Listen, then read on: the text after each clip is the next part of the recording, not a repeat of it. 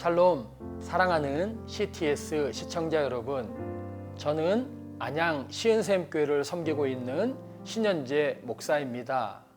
오늘은 사도행전 4장 19절의 말씀을 통해 하나님의 말씀을 사람의 말 위에 두는 성도라는 주제로 하나님의 은혜를 나누기 원합니다.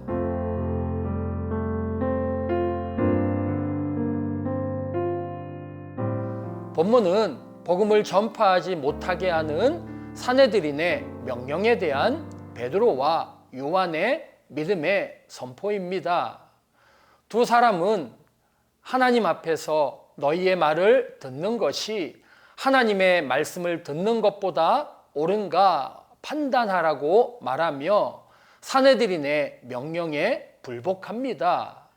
그들은 복음 전파 사역이 하나님의 명령이고 이것을 금하는 사내들인의 명령이 잘못됐다는 것을 분명히 밝히는 것입니다. 여기서 중요한 것은 사도들이 사람의 말보다 하나님의 말씀을 우선순위에 두었다는 것으로 정상적인 신앙인이라면 당연한 일입니다. 그러므로 성도들은 어떤 사람의 말보다도 하나님의 말씀을 가장 우선하여 따라야 합니다. 어떤 신학자는 현대 교회의 가장 큰 문제는 성도들이 하나님의 말보다 사람들의 말을 더 크게 듣는 것이다 라고 했습니다. 이것은 심각한 문제입니다.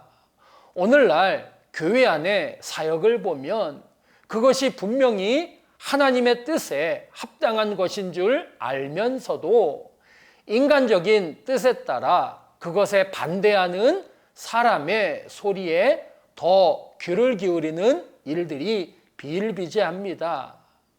또 각자 생활을 하면서 신앙 양심을 통해 말씀하시는 성령의 음성보다 내 정욕과 생각대로 행하는 일들이 많습니다.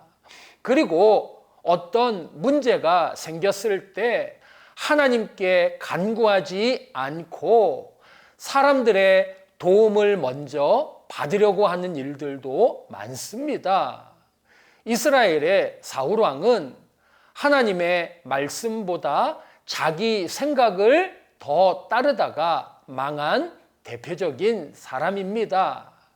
그는 제사장만이 행할 수 있는 제사를 자기가 지냈고 아말렉 족속을 다 진멸하라는 하나님의 말씀보다 자기의 생각을 더 따랐습니다.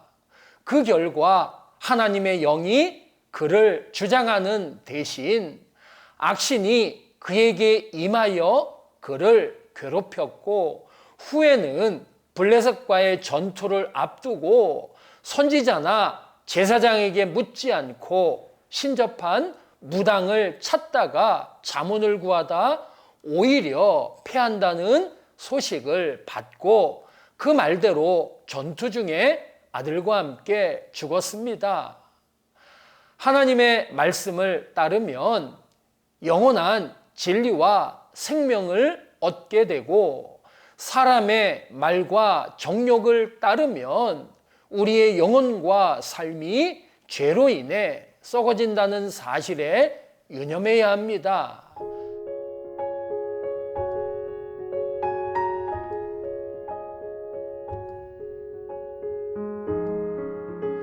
하나님의 말씀보다 사람의 말을 더 우선시할 때 일시적으로는 평안할지 모르고 세속적인 유익이 따를지 모르나 결국에는 영원한 파멸과 불이익을 당하게 될 것입니다. 그러므로 성도는 하나님의 말씀을 생명으로 삼고 사는 존재로서 오직 하나님의 말씀을 최우선순위에 두고 따라야 합니다.